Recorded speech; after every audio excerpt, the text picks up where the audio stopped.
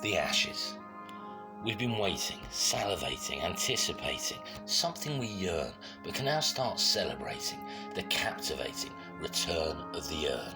As we all learn whether Bazball is the future, Stokesy our tutor, the terrific tempo of their gusto show, the boldest bravado for the truest aficionado against our oldest foe, the ultimate of clashes. Yep, it's the Ashes Bashes, the greatest rendition of a glorious tradition, this the latest edition.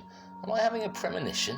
But could it be a repeat of the feat when a new dawn was born, spawn, those shackles and hackles shorn, as Vaughan beat Warne? Finally, no need to mourn, couldn't leave your seat, as the country came alive, don't mean to fawn, was like cricketing porn.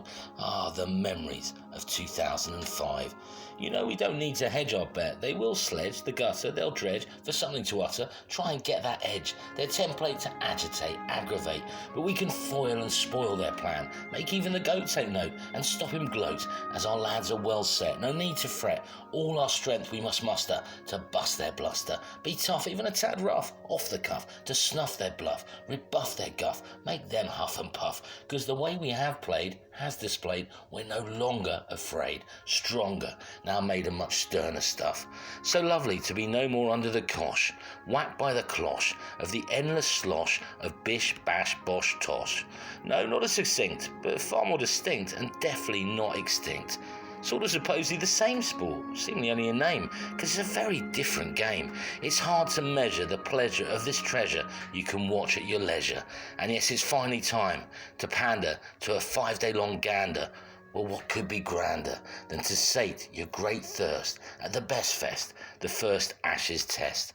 The crowd sings as Big Ben rings out loud and proud, the skipper highlighting his plans. But if Test cricket is worth fighting for, he does implore, just ignore the draw. Make it exciting, it mustn't bore, no dull lull. To sustain the game, don't refrain, always entertain. No blagging, don't leave the game lagging behind. Forget the unkind naysayers, just make sure the fans and players are gagging for more.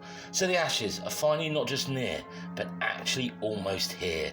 Shun any pernicious prattle. It's clear another tale without fail will be told and spun, the delicious rattle of this age-old battle. So go on, not just in a scarce glance, but a chance to revel in the sights, the delights. It will enhance, entrance, hear the splendid sounds, get in those rounds at our beautiful grounds.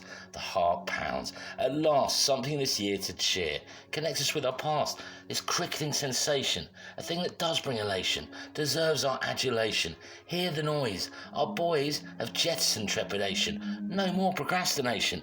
This could be the emancipation of our nation from the dastardly, damnation that surrounds, abounds. A proper celebration, not just an aspiration, a revelation, an inspiration, our liberation. Heated, of course, with a much-needed libation.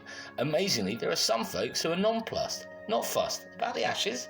But salutations, felicitations to those of us who have sussed, can tell this could well be our salvation.